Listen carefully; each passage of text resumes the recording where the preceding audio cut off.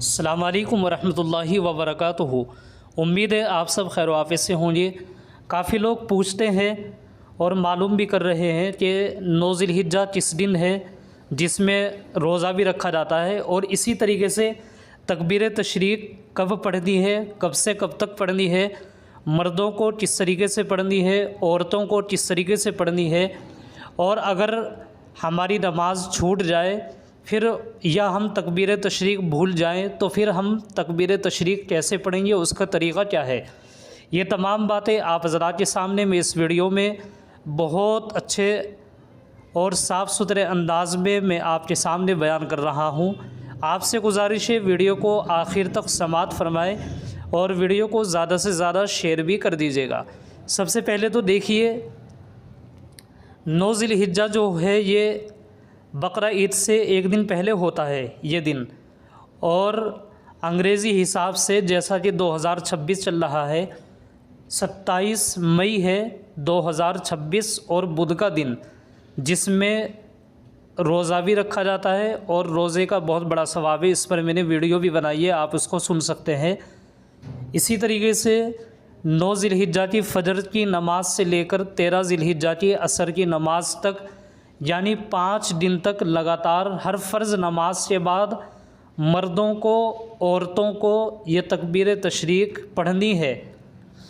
اب یہ تکبیر تشریق انگریزی حساب سے آپ اس کو اس طریقے سے سمجھ سکتے ہیں کہ 27 مئی 2026 بدھ کے دن سے لے کر کے 31 مئی 2026 اتوار تک، یعنی 5 دن تک لگاتار اس تکبیر کو ہر فرض نماز کے بعد مستقل پڑھنا ہے۔ اگر کوئی نماز چھوٹ بھی جائے تو نماز چھوٹ گئی ہے تو اپنی نماز پڑھنے کے بعد اس تکبیر کو مرد حضرات تیز آواز سے پڑھیں گے، اور عورتیں یعنی خواتین اس تکبیر کو آہستہ سے اپنے گھر میں پڑھیں گی ہر فرض نماز کے بعد۔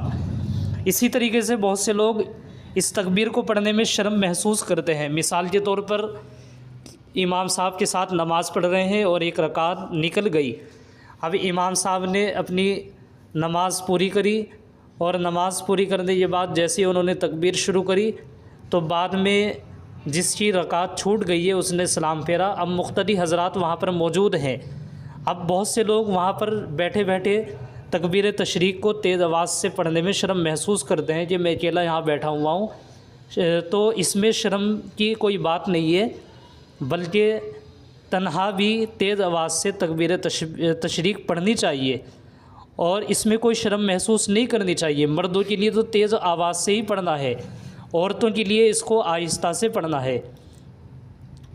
امید ہے آپ کو اس ویڈیو میں بات اچھے سے سمجھ میں آ گئی ہوگی۔ اب میں آپ حضرات کے سامنے تکبیرات تشریق کے ایام اور وجہ تسمیہ بیان کر رہا ہوں، ایک فتوے کی روشنی میں جو کہ بندوری ٹاؤن کراچی کا فتویٰ ہے، اس کو آپ حضرات سوال اور جواب کی روشنی میں سماعت فرمائیں۔ کسی نے سوال کیا ہے تکبیرات تشریق کو تکبیرات تشریق کیوں کہتے ہیں؟ اب تک ہم سنتے آ رہے تھے کہ تکبیر تشریق پڑھنی ہے تو اس کو کیوں تکبیر تشریق کہتے ہیں، حالانکہ ایام تشریق تو 10 ذی الحجہ کے بعد ہیں، اس مسئلے کی وضاحت کریں۔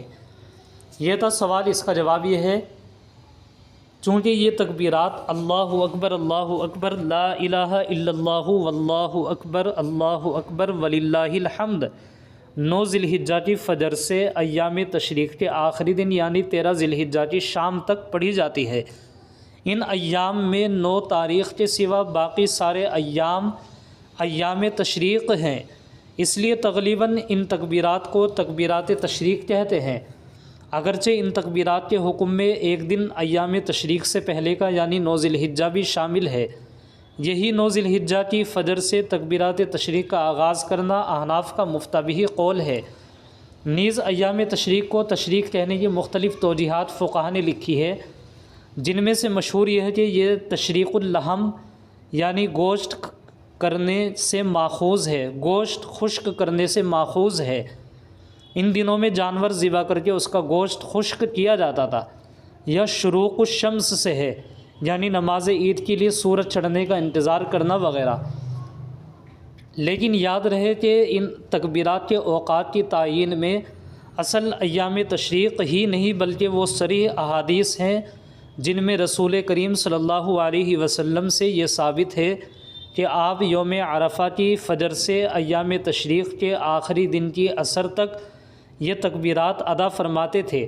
اس لیے احناف کا مفتبح قول ان روایات کی بنا پر یہی ہے کہ ان تکبیرات کا وقت یوم عرفہ کی فجر سے ایام تشریق کے آخری دن کی عصر کی نماز تک ہے۔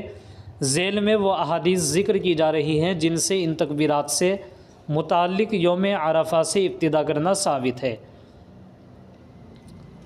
عربی میں احادیث بیان کی گئی ہے، اس لیے آپ حضرات اس سے بعد مادر علمی دارالعلوم دیوبند کے بارے میں بھی سن لیجئے کہ مادر علمی دارالعلوم دیوبند کے فتوے میں کیا لکھا ہوا ہے۔ مادر علمی دارالعلوم دیوبند سے کسی نے سوال کیا ہے، تکبیر تشریق کا حکم فرض ہے یا سنت؟ نمبر 1۔ نمبر 2، ہر فرد پر واجب ہے یا کچھ لوگوں کا کہہ لینا کافی ہے؟ نمبر 3، مسبوق اور لاحق کو بھی کہنا چاہیے یا نہیں، اور کہنا ضروری ہے تو جہرن یا سرن؟ جہر کی صورت میں نمازیوں کو خلل ہو سکتا ہے؟ یہ تھا سوال۔ اس کا جواب یہ ہے، بسم اللہ الرحمن الرحیم، تکبیر تشریق ہر فرد پر واجب ہے، کچھ لوگوں کا کہہ لینا کافی نہیں ہے، مسبوق اور لاحق پر بھی واجب ہے۔ مسبوق اپنی فوت شدہ رکعت مکمل کرنے کے بعد پڑھے گا، ایک مرتبہ بلند آواز سے۔ مسبوق بولتے ہیں جس کی رکعت چھوٹ گئی ہو، اور جہرن لازم ہے۔ جہر کا مطلب ہوتا ہے کہ تیز آواز سے پڑھنی ہے، ہلکی آواز سے بالکل بھی یہ تکبیر نہیں پڑھنی ہے۔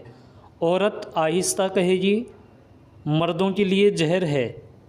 تکبیر مردوں کے لیے جہر ہے، یعنی عورتوں کے لیے جہر نہیں ہے بلکہ سر ہے، یعنی آہستہ سے پڑھنا ہے۔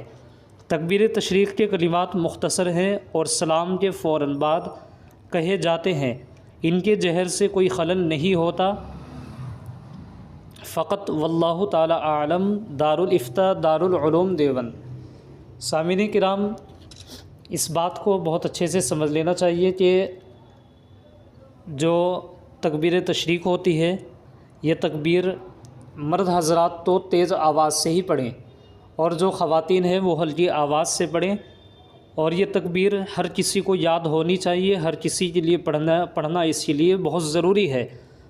چاہے کسی کی نماز چھوٹ جائے، چاہے کسی کی رکعت چھوٹ جائے، بعد میں بھی اس کو مرد حضرات تیز آواز سے پڑھیں اور خواتین ہلکی آواز سے۔ تکبیر تشریق یہ ہے، اللہ اکبر اللہ اکبر، لا الہ الا اللہ واللہ اکبر اللہ اکبر وللہ الحمد۔ یہ تکبیر اگر یاد نہیں ہے کسی کو تو آج ہی اس تکبیر کو اچھے سے یاد کر لیں۔ السلام علیکم ورحمۃ اللہ وبرکاتہ۔